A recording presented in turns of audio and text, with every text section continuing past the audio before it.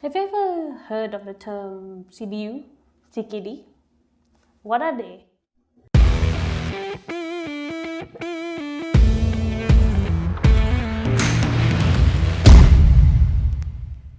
CKD stands for completely knocked down, while CBU stands for completely built up.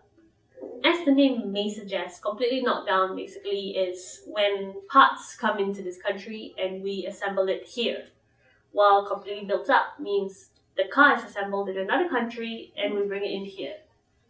So this only works for foreign brands. I will give you a simple, example using IKEA furniture. If you buy an IKEA furniture, it's usually in a box. You bring it home yourself and then you build it. That's basically CKD.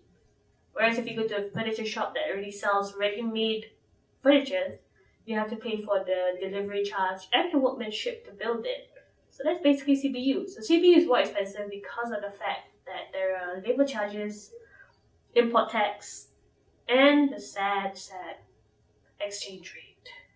And there you have it. The shortest and simplest way I can explain CKD and CBU.